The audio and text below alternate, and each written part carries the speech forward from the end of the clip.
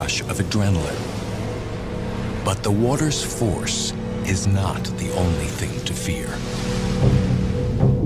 Beneath the surface, a deadly presence may be waiting to strike. Along South Africa's pristine beaches, a surfer falls victim to a savage attack by not one, but two great white sharks. Was he singled out by these deadly predators? Could he actually be a shark magnet? What are the clues? Where will the answers be found? Solving this mystery requires teams around the world that include scientists, physicians, and divers. They'll need all of their skills to unravel the mysteries they find in the deep. These seasoned detectives will reopen attack scenes and shed new light on these tragic encounters. They will reveal who is the hunter and who is the hunted.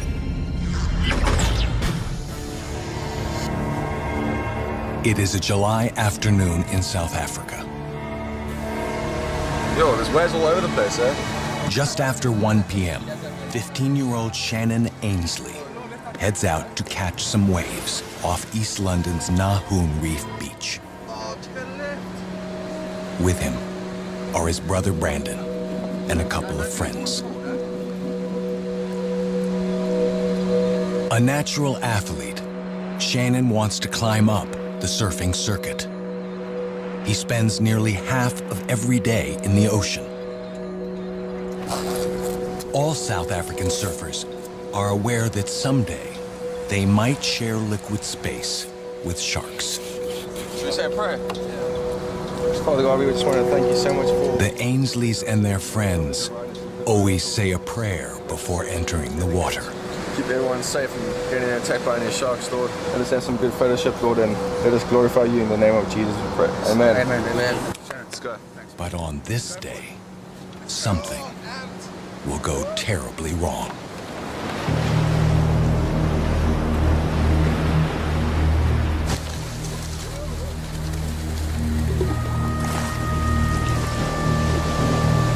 Shannon paddles out. For about an hour, the surfers catch one tremendous wave after another. Then, the unbelievable happens. This is video of the actual event accidentally shot by someone on shore.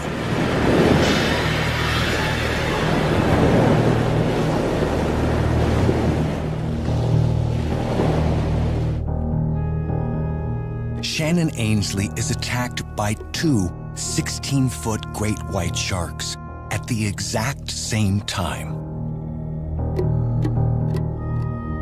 How is this possible? The odds against being attacked by just one of these fearsome predators are astronomical. A simultaneous attack from two of them seems virtually impossible. And yet, it happened. Why would two sharks target the same person? Did Shannon unknowingly do something to make himself bait? Or is he somehow more attractive than others? We may think we know why white sharks attack humans. But do we? An attack half a world away seems to provide a textbook case.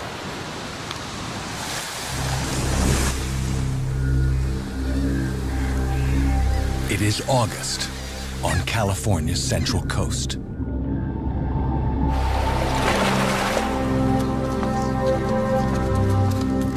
For years, college instructor Deborah Franzman has enjoyed the ocean near San Luis Obispo.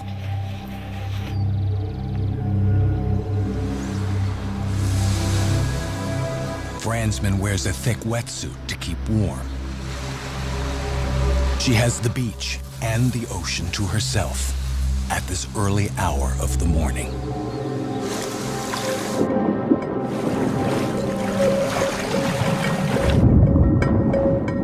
Fransman's strong strokes send her through the light chop. Surprisingly, none of the usual sea lions are present anywhere.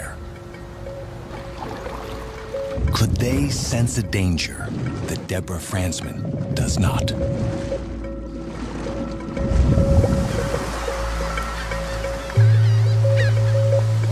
Soon, several local lifeguards arrive at the beach and begin training maneuvers.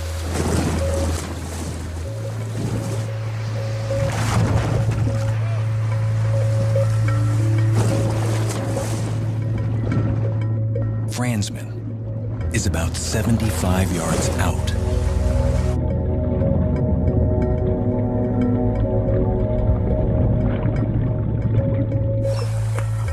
In mid-stroke, she stops to adjust her goggles.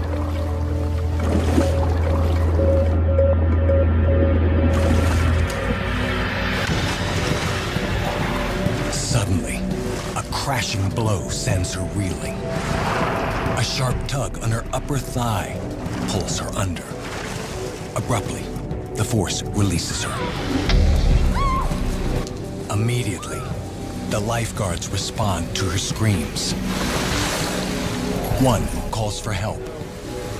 Yeah, we need to get somebody here right now. All of a sudden, all three of their hands popped up in the air. In lifeguarding, that means immediate assistance is requested. I gotta go.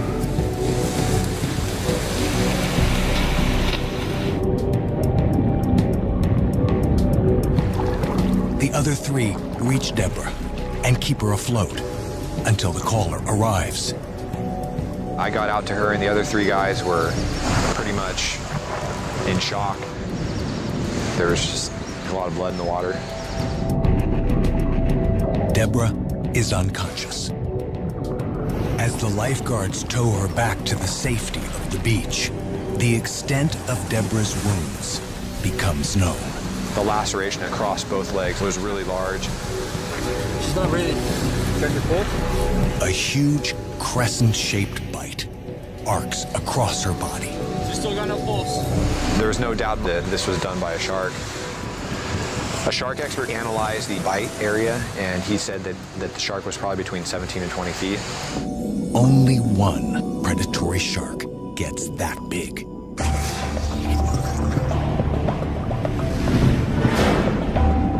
The great white.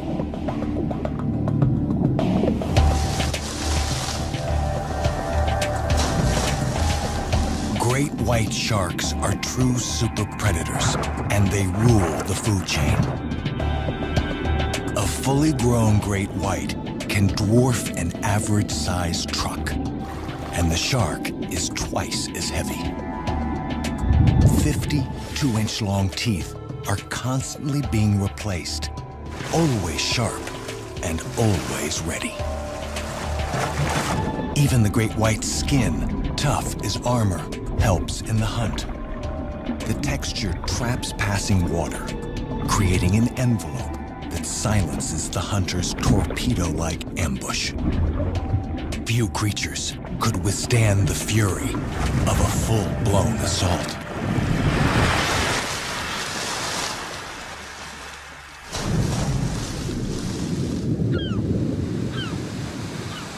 Deborah Fransman is dead before medical help arrives.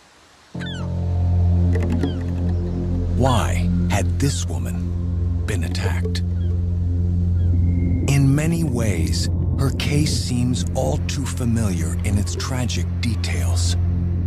It appears to support the theory that wetsuited swimmers and surfers, like Shannon Ainsley, are targeted because they look like the white shark's favorite prey, sea lions or seals. Could the sharks get confused? Deborah Fransman was wearing a black wetsuit and fins, which approximate a seal's coloring and profile. What's more, she had been swimming alone, close to a known sea lion colony where great whites often hunt.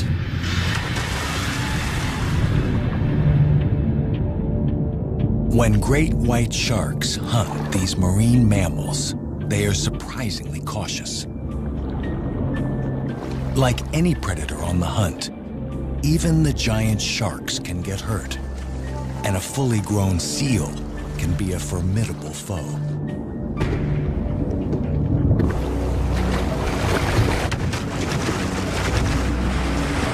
The shark's solution is to strike from beneath and inflict a devastating wound on its prey. The predator then retreats to a safe distance while the unfortunate victim weakens or bleeds to death. Finally, the great white returns to claim and consume its meal.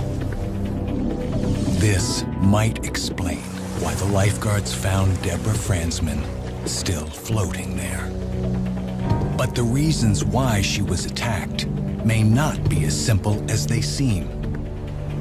And this popular theory that sharks may mistake people for seals does not fully explain key points of Shannon Ainsley's startling attack. There is no seal colony at the surf spot in South Africa. The sharks wouldn't come here to hunt them. And though Shannon wore a wetsuit, so did all the other surfers in the water that day. He no more resembled a seal than they did. What's more, great whites have been known to attack humans in places where seals are never found. Consider one attack that took place in the middle of the open ocean, far from any coastline that a seal might call home.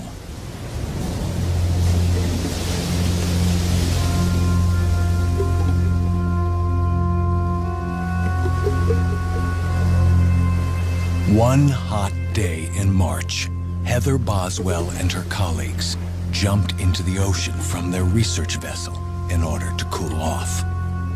They were 300 miles from land in the South Pacific. Where we went swimming was in the middle of nowhere. It's this beautiful blue water. I kind of expected it to be a little cold, but it was really warm. It felt like bath water. Like Shannon, Heather was in the water with many others. There were probably 12 people in the water. What happened next was caught on video by one of her colleagues on the ship. One guy in the water yelled, "Shark." Everybody just panicking and pretty much trying to walk on water to get back. And that's when the shark swam around and started chewing on me.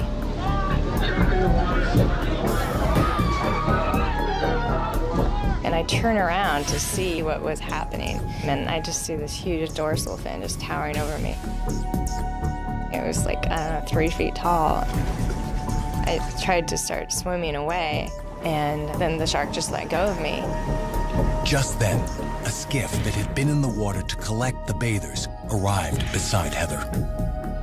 I didn't even know that that skiff was there until they were like right in front of me. That's when the shark came back and grabbed onto my other leg and jerked me under the water. It was so powerful. It made me feel like a rag doll. I remember looking up, I was like, okay, I'm gonna die. And then before I knew it, the shark brought me right back up, right beside the skiff. 2 people reached down and grabbed my arms, and you know, the shark clamped down to hold on, and I felt a pop. The shark got my leg and they got me. Oh my God, you took a leg off. Boswell's left leg had been severed from the hip down. She was airlifted to a mobile hospital. Doctors say it is a miracle that she survived. Experts analyzed the video and confirmed that the shark was a great white. But of all the people in the water, why had Heather Boswell been chosen? She wore no wetsuit or fins and was hundreds of miles from any seal colony. Some people believe that sharks may bite unfamiliar objects, including human victims, simply to find out what they are. Was Heather's attack, and perhaps Shannon's, a case of razor-sharp curiosity? There is evidence to suggest that the shark did not target Heather as prey. Its initial bite was uncertain. It didn't feel really aggressive. It just felt like, you know, when a puppy chews on your finger, inquisitive, maybe curious. But the strike on Shannon Ainsley was anything but tentative.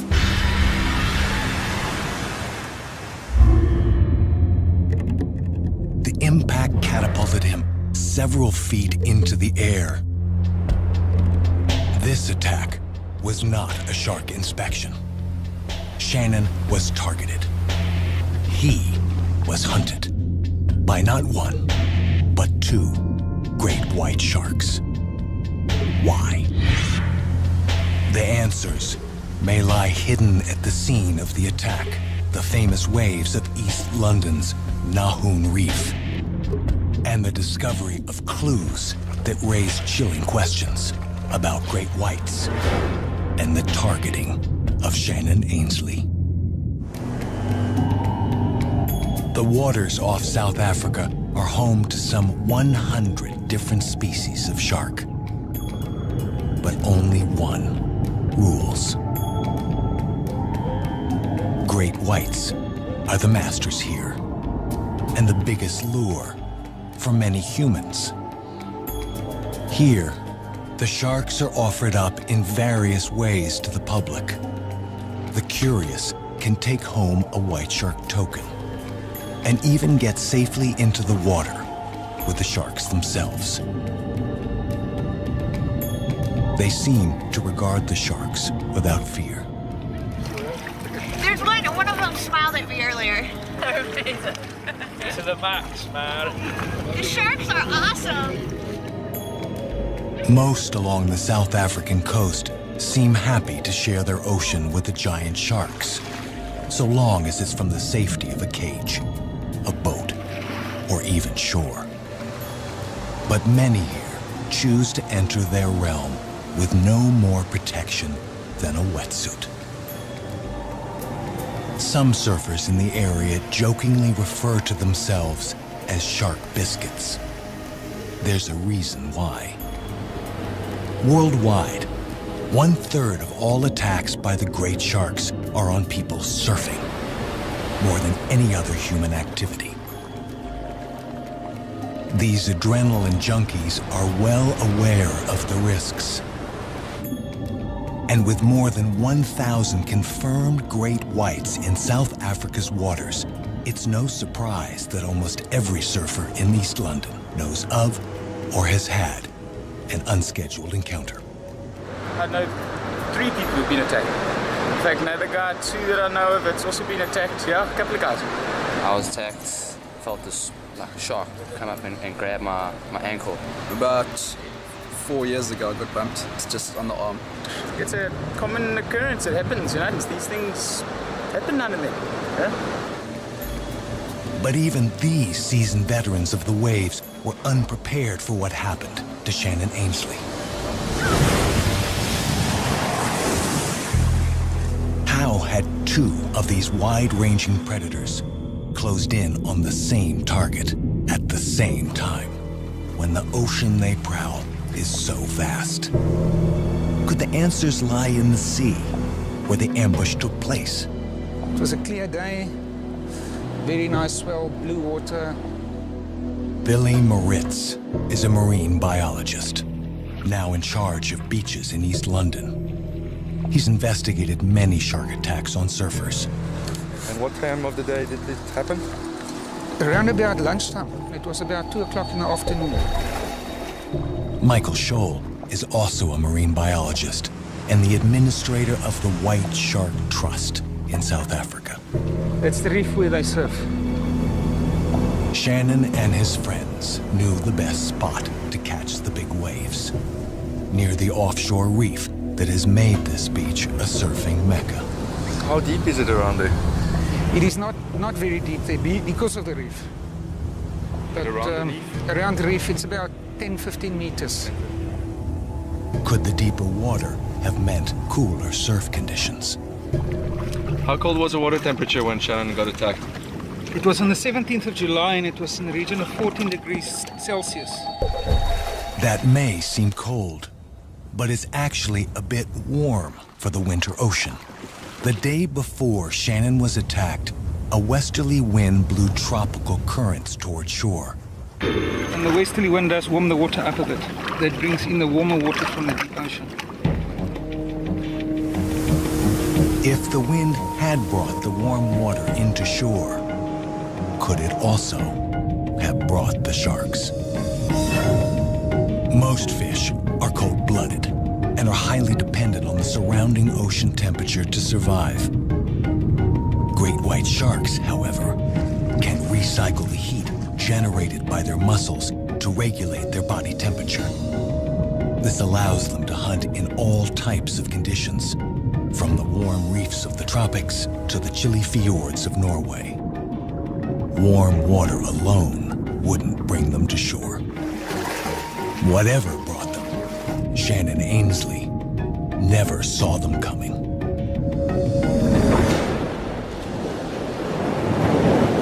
He never saw a shark. I don't believe he ever saw the shark.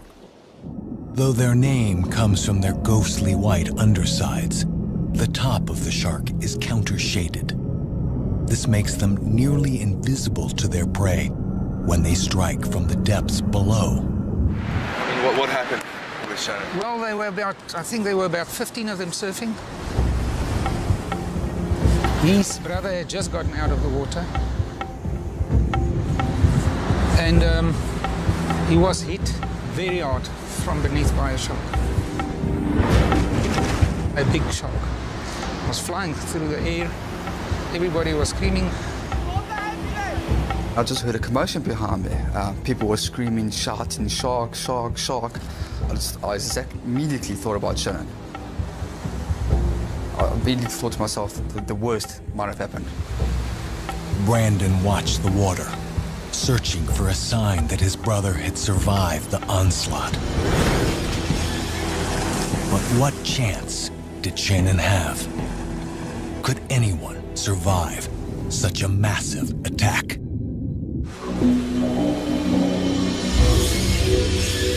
The footage of Shannon Ainsley's attack gives no clear indication of the extent of his wounds. But the possibilities are horrifying. Just how much damage can a white shark inflict on its target? Halfway around the world, investigators consider the consequences of its fearsome design. This was an attack that occurred about 8 years ago. What are the odds of someone surviving something like that? Well, it really depends on where they're bit. Typically, surfers are bitten on the lower leg, and it could be a grave situation since a lot of the big vessels in your body are in your lower limbs. Dr. Scott Yerby is an orthopedic engineer who knows about shark bites firsthand. He was attacked by a great white while surfing off the coast of Northern California. This was my leg right here. Here's the quadriceps, and here's the hand injuries. Here's a different image of that same wound. I can't believe how straight it is. The doctor actually said that these wounds were cleaner than any scalpel blade he could ever perform. The key to their being able to cut through flesh and bone is having these teeth that are so sharp, and they're rather slender. It makes them almost like, sort of like razor blades. Professor Greg Erickson studies the comparative bite forces of predators at Florida State University. Even though these animals are dulling their teeth or breaking them, they have backup teeth behind here that kind of roll out like a conveyor belt. In a lifetime, we'll go through hundreds of sets. I mean, Scott, in many ways, this thing's the ultimate killing machine. Imagine poor Shannon Ainsley trying to survive an attack from 2 of these animals. As he searched the waves, Shannon's brother feared the worst. Then, Brandon caught sight of Shannon's surfboard. The damage did little to calm his fears. Finally, Brandon saw something he could hardly believe. I noticed that a few of the surfers were getting out, and I saw one last surfer. It was Shannon. Miraculously, Shannon Ainsley emerged from the waves alive. Somehow, he had survived the attack of 2 great white sharks. I never knew there were 2 sharks at the time. I only found out 2 days later when I saw the video. Even more incredibly, Shannon's injuries were minor. He walked away from his confrontation with 2 16-foot sharks with only lacerations on one hand. I feel so blessed because neither of the sharks came back for me and tried to attack me again.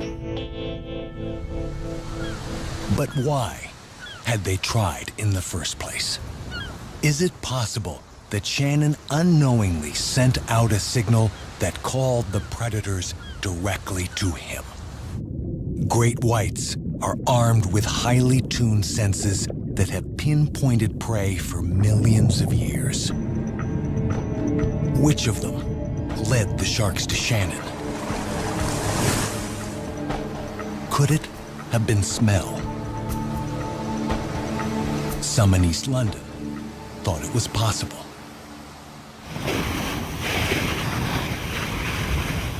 Tourist dive operations along the coast all promised their clients a close-up encounter with the sharks. To do that, you need to find these rare fish in a wide open sea. But it turns out it's a lot easier to let them find you. Shark tours spoon chum, a mixture of shark livers and fish oil, into the ocean. It's usually not long before the sharks show up. They can smell the blood in the water more than a quarter-mile away. Some even suggest that the predators may be attracted to more than just the chum. In addition to being the most lethal, great white sharks are also some of the most intelligent fish on the planet. Far from the mindless automatons of popular lore, they are as capable of learning and modifying their behavior as many mammals. In fact, they are the only fish anywhere that will actually raise their head out of the water to investigate the world above.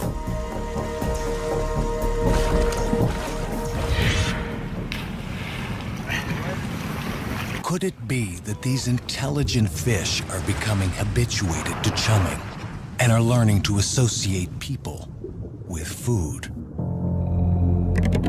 For now, we can't be sure. But though debate still continues about the safety of this practice, both for the white sharks and for the humans that seek them, it still doesn't provide the answer to Shannon Ainsley's mysterious twinned attack. There is no chumming or shark dive tourism in East London. Fishing boats do not come close to the surfing beaches either. Besides smell, what else could have drawn the sharks to Shannon? Could sound have brought them in? Great whites, like all sharks, are incredibly sensitive to sound. Their liquid world carries sonic vibrations faster and farther than the air above. A small canal that runs the length of the shark's bodies beneath the skin, called the lateral line, lets them hear the sound of their prey, not only at their ears, but all along their massive lengths. They can detect some sounds miles from their source. See the lateral line right here? There's a bunch of sensory pores along there that allow these animals to pick up those low-frequency mechanical sounds of, you know, say a struggling fish. So could this pick up people playing in the ocean? Absolutely, yeah. You know, the low-frequency splashing that's occurring, you know, is going to travel very quickly through the water. Such splashing may actually have been the lure that drew the shark to Deborah Franzman. The lifeguards training along the beach were certainly creating enough noise to attract the attention of a passing white shark. The predator may have been heading towards them when it came across Franzman. And what about Heather Boswell? By the time she entered the water, some 50 people had been splashing and yelling for more than an hour. Everybody had been, you know, in and out of the water a lot, climbing back up and jumping in. It was pretty rowdy bunch. 300 miles from shore, these vibrations would ring out like a giant dinner bell. Yet, by all accounts, Shannon Ainsley was resting quietly on his board when he was attacked. And his paddling movements were not more extreme than any of his companions. Shannon, he does not do anything strange. He always got the feeling for the flow of the wave. But something set Shannon apart. Something caused two great whites to target him, and him alone. What was it?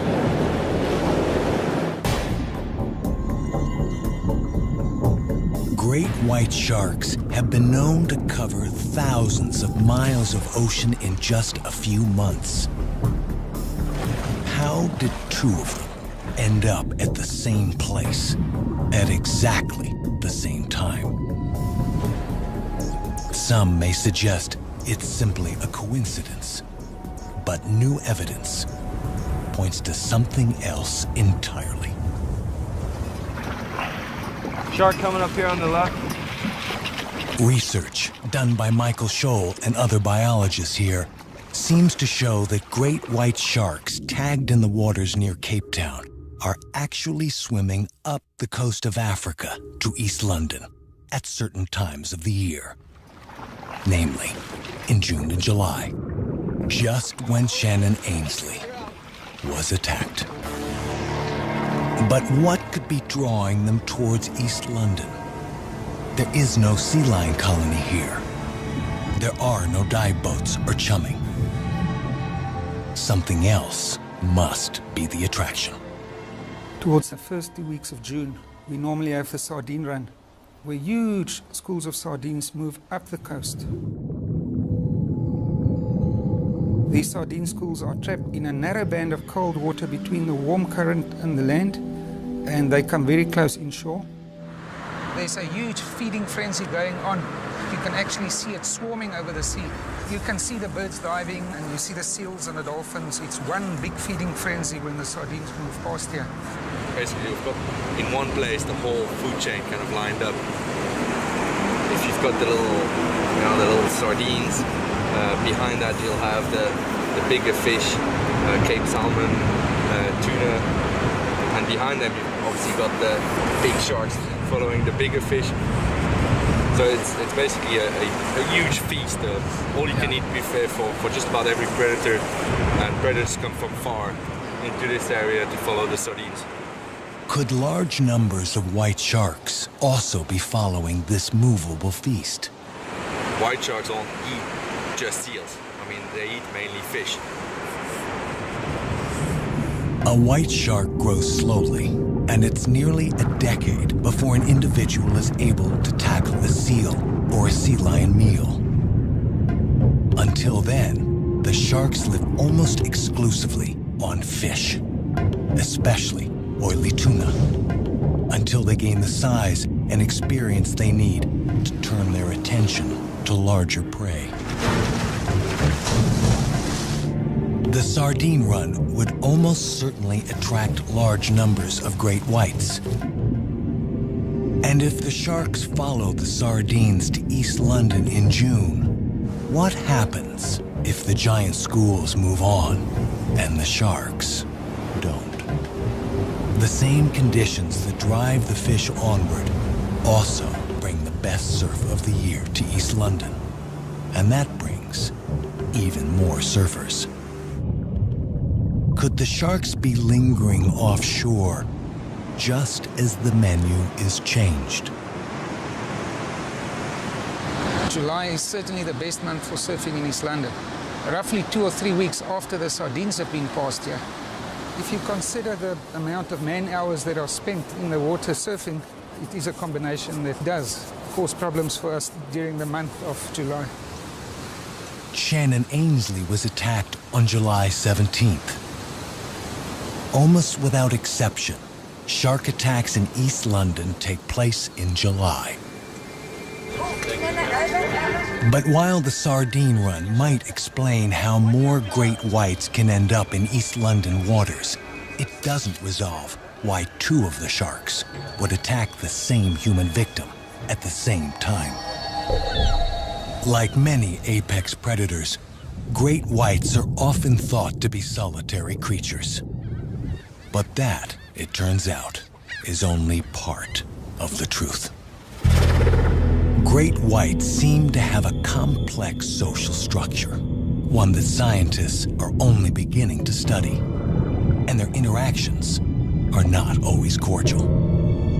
Quite often, sharks may bear scars and bite marks that can be traced to other individuals in the same region. The wounds can be minor or severe and testify to a hierarchy that seems based on competition and intimidation. Heather Boswell thinks her attack may have something to do with this kind of behavior. When it first was chewing on my leg, the shark was more curious, but by the time it came back around and bit me again, it was a lot more vicious. I don't know if it felt like it was going to lose me to the boat in the water. Maybe it, was trying to compete. Definitely felt like a different kind of attack. Were the sharks that targeted Shannon competing in some way? Or were they cooperating? White sharks have been known to join forces when hunting and will fan out to either side of their prey, then trap it between them. They will even take turns biting 20-pound chunks out of their catch. Was this their intention with Shannon Ainsley? The tuna that may have drawn the sharks to East London typically continue on with the sardines. Were the sharks desperate for a meal? Or were they sending a message to something they regarded as a competitor for the now limited supply of prey? We can't be sure. Whatever their intent, the fact remains. Shannon Ainsley was surrounded by other surfers when he was attacked. Yet both sharks zeroed in on him, and him alone. Did something make him more attractive than the others in the water that day? Did he look different to the sharks? Great white sharks have remarkable visual abilities. They can see in color and also have what is called polarized vision. It's a feature that allows them to distinguish silvery or dark prey from the rest of the watery world. But their acute vision suffers as night approaches, forcing them to be more cautious and less active. This might explain why there are virtually no attacks on humans at night by great whites. The creatures may not hunt after dark. But the animals are designed to see extremely well during daylight hours, making it extremely unlikely that they confuse people with marine mammals. Yet there was nothing about Shannon or his board that distinguished him from the others. At midday, all the surfers would have been backlit by the sunlit world up above. The sharks would see only solid shapes. Shannon did not stand out visually. Something else must have drawn the sharks to him. Was it simply the luck of the draw? Some might say so, if this were the end of the story. But unbelievably, Shannon Ainsley's encounters with great white sharks were just beginning. The fact that Shannon Ainsley survived an attack from 2 great white sharks is simply astonishing. How did it happen? Shannon couldn't recall, but he has pieced the story back together using the only shreds of evidence that remain: the accidental video and the board he was riding. The one shark bumped my board over here, and then the shark bit onto the board. One ended up with a mouthful of surfboard. But what of the other? The second shark didn't get me at all. And as soon as the shark on the left-hand side bumped me into the air, the other shark sort of missed me. That may have made the difference between life and death. I think the shark on the left-hand side sort of saved my life, because if it didn't knock me into the air, the other shark would have bit my head off. It's hard enough to believe that Shannon survived this bewildering attack. But unbelievably, 2 years later, Shannon was targeted again while surfing another South African break. I was just sitting on my board, and all of a sudden I just felt myself get picked up, and my board is flung up in front of me, and I fell back. I don't know how big the shark was, but it was quite a hard knock. Once again, he was singled out from all the other surfers in the water. And once again, incredibly, he received no major injuries. And while it borders on the impossible, there is evidence that there was yet another attempted attack on Shannon. There were about 40 people in the water when I paddled past this one guy, and then I turned around, and about 2 meters away from me, I just saw this shark just going crazy and savaging the surfboard or the surfer. Fortunately, the other surfer survived the assault, but was yet another shark gunning for Shannon. I don't know why sharks are always attacking me. What is it about Shannon that sharks find so attractive? Why do they hone in on him? As they cruised along the coastline in the wake of the sardines, the pair of hunting sharks may have been drawn towards the reef because of the splashing sounds made by the group of surfers. As they got closer, however, smell would be the next sense they would perceive. And Shannon has a habit that may make his scent more attractive to a shark. I was just wondering, what do you do out there when you have to go pee? Well, I normally just wee in my wetsuit.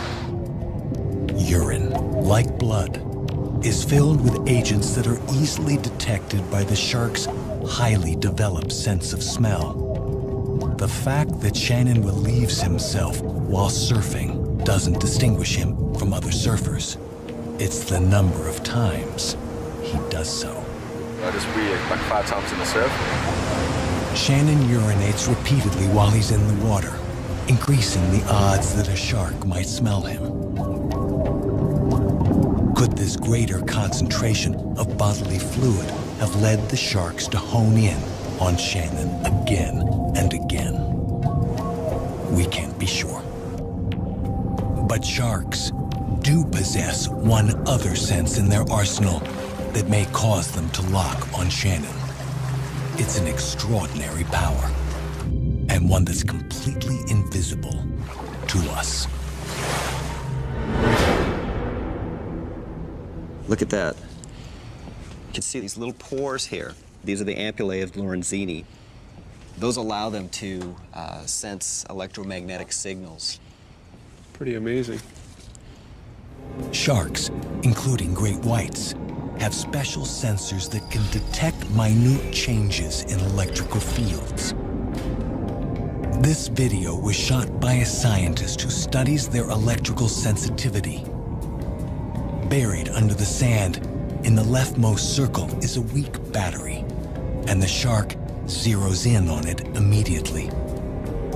Corroding metal also emits an electrical charge, which may help explain why sharks sometimes bite the safety cages of divers. Their interest may be in the cage itself, not in its contents. The small canals, or ampullae, are so sensitive they can even detect the electrical charges of an animal's nervous system or its beating heart inside the body of their prey, like some deadly EKG machine. So do all living things give off electrical signals? Yes, absolutely. A human's electrical field is easily strong enough for a shark to detect.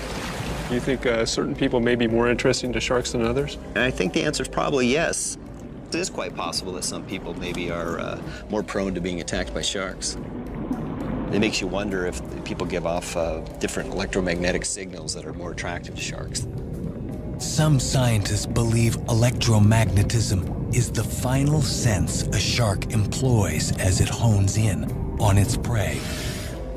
A great white shark rolls its eyes back in its head to protect them as it strikes its victim. But its sixth sense ensures that it never goes blind. Electromagnetism directs the bite of its awesome jaws. Could Shannon's electrical field, his aura, account for his strange attractiveness to the great predators? We may never know. Shannon, at least, is sure of one thing. He'll keep surfing regardless of whether his attractiveness is simply a statistical anomaly or the result of something we still don't fully understand. It's such a good feeling to just feel the water underneath your surfboard and just to ride the wave and just be free. And there are some things we can be sure of. Though the annual number of shark attacks has risen steadily over the past century, so has the number of people who are spending time in the predator's watery world. Precisely what causes any of these awesome creatures to attack us may always be a matter of speculation. But the numbers prove that encounters are rare. Every year, a few unfortunate people lose their lives to sharks worldwide. In the same period, millions of sharks of all species are killed by us. Any instance of shark attack is much more the exception than the rule. If there was an attack each time a shark saw you, there would be 100 or 1,000 attacks a day. And that just doesn't occur. Though attacks are rare, when they do occur, they can be devastating. These awesome predators have ruled the seas for 200 million years. We are but newcomers to their liquid world. Whenever we enter it, it should come as no surprise that these supreme creatures will remain the hunters. And we, at times, the hunted. Rush of adrenaline. But the water's force is not the only thing to fear. Beneath the surface, a deadly presence may be waiting to strike. Along South Africa's pristine beaches, a surfer falls victim to a savage attack by not one, but 2 great white sharks.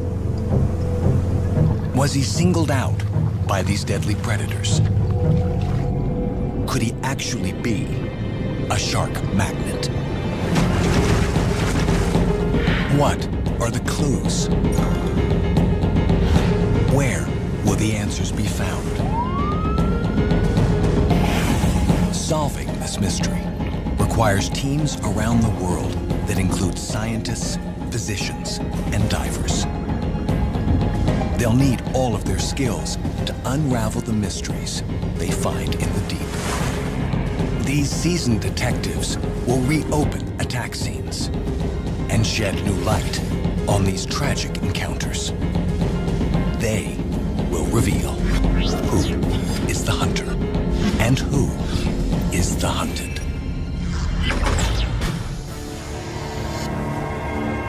It is a July afternoon in South Africa.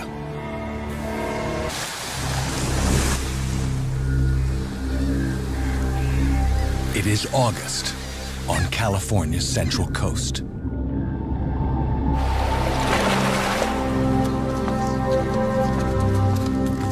For years, college instructor Deborah Fransman has enjoyed the ocean near San Luis Obispo.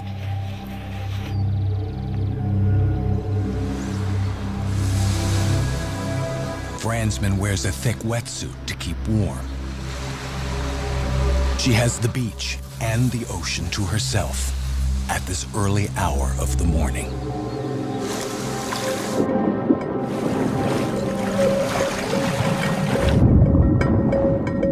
Fransman's strong strokes send her through the light chop.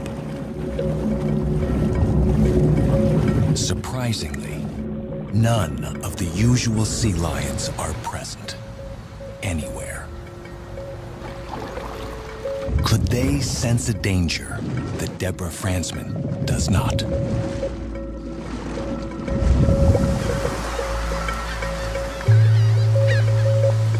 Soon, several local lifeguards arrive at the beach and begin training maneuvers.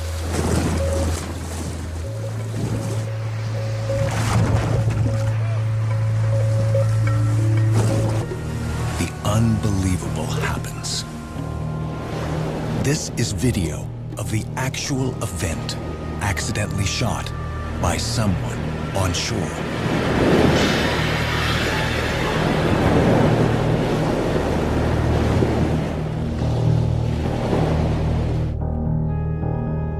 Shannon Ainsley is attacked by 2 16-foot great white sharks at the exact same time.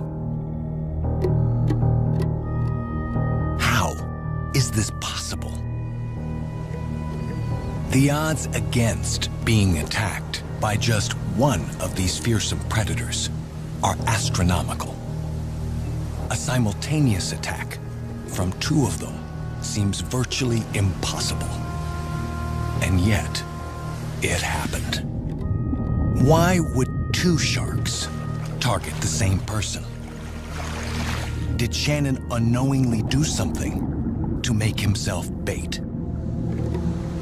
Or is he somehow more attractive than others? We may think we know why white sharks attack humans. But do we? An attack half a world away seems to provide a textbook case. Yo, there's waves all over the place, eh? Just after 1 p.m., 15-year-old Shannon Ainsley heads out to catch some waves off East London's Nahoon Reef Beach. With him are his brother Brandon and a couple of friends. A natural athlete, Shannon wants to climb up the surfing circuit. He spends nearly half of every day in the ocean. All South African surfers are aware that someday they might share liquid space with sharks. Should we say a prayer? Father God, we just want to thank you so much for... The Ainsleys and their friends always say a prayer before entering the water. keep everyone safe and getting attacked by any sharks, Lord. Let us have some good fellowship, Lord, and let us glorify you in the name of Jesus, we pray. Amen. Amen. Amen. Let's go. But on this day, something will go terribly wrong.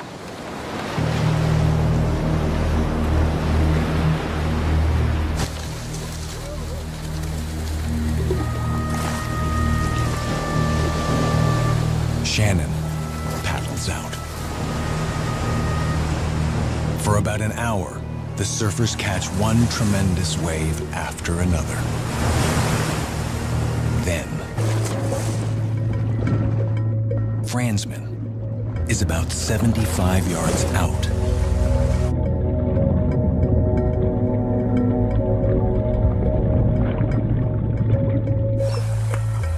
In mid-stroke, she stops to adjust her goggles.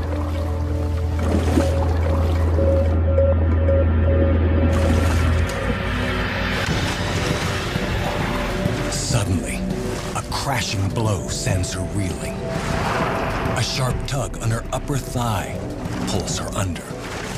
Abruptly, the force releases her. Immediately, the lifeguards respond to her screams. One calls for help. Yeah, we need to get somebody here right now.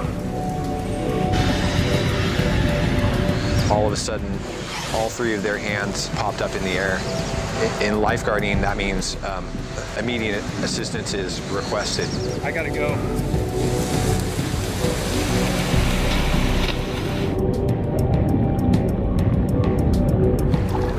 The other three reach Deborah and keep her afloat until the caller arrives. I got out to her and the other three guys were pretty much in shock. There was just a lot of blood.